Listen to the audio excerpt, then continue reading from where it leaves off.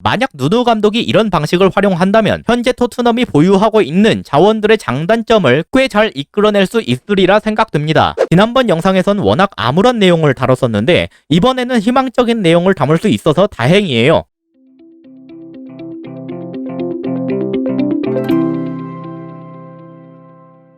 안녕하세요, 축구보는 기자입니다. 토트넘 소식에 정통한 골드 기자가 최근 기사를 하나 올렸는데요. 그 기사 내용에 따르면 만약 토트넘이 토미야스를 영입한다면 4백이 풀백에서 빌드 없이 3백이 우측 센터백으로 활용하겠다라고 합니다. 말로만 하면 약간 어렵게 느껴지는데 이따 그림으로 보여드릴게요. 아무튼 오늘은 이 내용을 토대로 과연 누누 감독의 토트넘이 다음 시즌 어떤 전술을 보일지에 대해 다뤘습니다. 토미야스의 영입을 가정했지만 혹여나 이게 불발되더라도 전술적인 내용을 다뤘기 때문에 크게 문제는 없을 것 같습니다. 일단 기본 포메이션은 4-2-3-1로 가정할게요. 토트넘의 다음 시즌 후방 빌드업 플랜은 이렇게 유추할 수 있습니다. 최초의 4백 포메이션에서 레길론이 높은 곳으로 올라가고 토미야스는 좁히면서 3백처럼 변형된다는 건 즉 이런 움직임을 취할 것이란 뜻이 됩니다. 글로만 봤을 땐 감이 잘 안 잡힐 수도 있겠지만 그림으로 보면 딱 봐도 구성상 비어있는 곳이 눈에 띄는데요. 바로 여기 우측면 후방을 1차적으로 담당할 선수가 없단 겁니다. 3백에서 4백으로 바뀌는 것과의 차이점 중 하나예요. 만약 3백에서 4백으로 바뀌는 거라면 센터백 하나가 풀백처럼 벌렸을 테니까 우측 후방을 담당할 선수가 있었겠죠. 그럼 이 구도에서 토트넘이 택할 수 있는 방식은 뭐가 있을까? 먼저 토트넘의 우측 후방은 비었지만 덕분에 좌측에선 많은 숫자를 확보할 수가 있습니다. 이는 즉 상대의 압박을 토트넘의 좌측으로 쏠리게끔 유도할 수 있다는 뜻이 되는데요. 여기에서 짧은 패스로 풀어갈 수 있으면 풀어가되 압박이 거세다 싶으면 홀로 남은 우측 윙어에게 롱패스 빡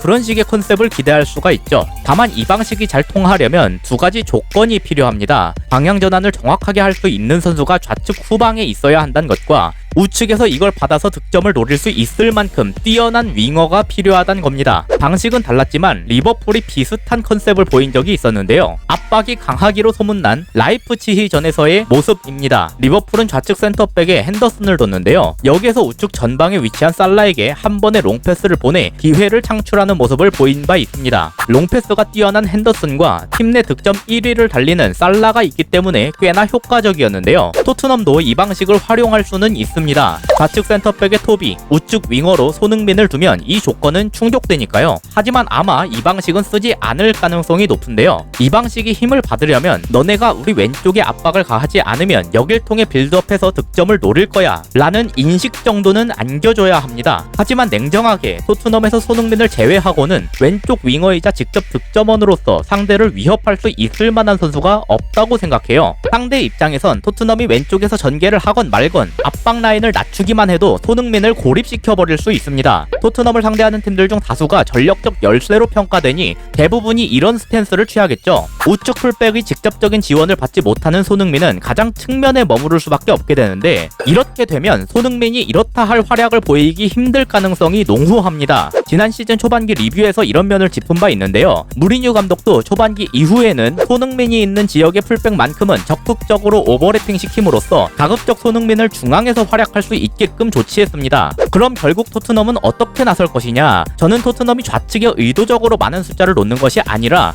우측 윙어를 내림으로써 좌우측 밸런스를 맞출 가능성이 높다고 생각합니다. 마치 4-2-3-1에서 3-4-1-2로 바뀐 것 같은 모습이죠. 좌측 풀백은 한 칸 올리고 우측 윙어를 한 칸 내림으로써 후방에서 앞으로 보낼 선택지를 넓혀줄 수 있습니다. 동시에 가장 득점력이 뛰어난 손흥민과 케인은 둘 모두 중앙 최전방에서 득점에만 집중할 수 있도록 만들 수가 있죠.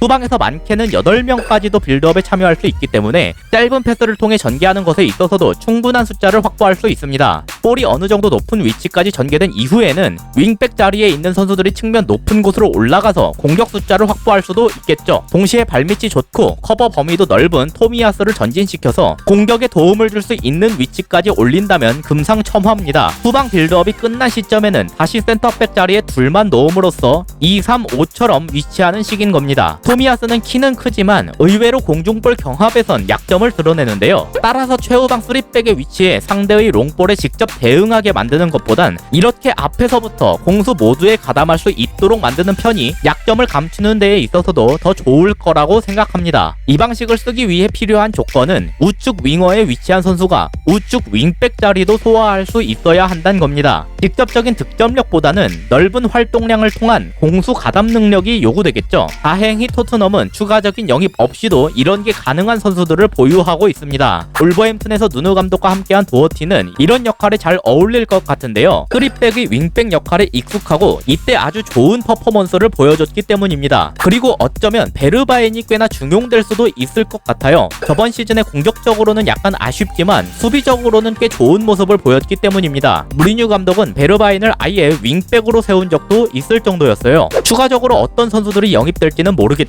일단 토미야스를 영입할 시에 4백의 우측 풀백에서 3백의 우측 센터백처럼 활용한다는 얘기를 통해 유추할 수 있는 내용은 이 정도가 될 것 같습니다. 물론 모든 것은 시즌이 시작되어 봐야 알겠지만 만약 누누 감독이 이런 방식을 활용한다면 현재 토트넘이 보유하고 있는 자원들의 장단점을 꽤 잘 이끌어낼 수 있으리라 생각됩니다. 지난번 영상에선 워낙 아무런 내용을 다뤘었는데 이번에는 희망적인 내용을 담을 수 있어서 다행이에요. 하지만 어디까지나 모든 건 까봐야 아는 겁니다. 누누 감독의 토트넘이 어떤 모습을 보여줄지 다음 시즌이 기다려지네요. 이상으로 오늘의 영상을 마치도록 하겠습니다. 시청해주셔서 감사합니다.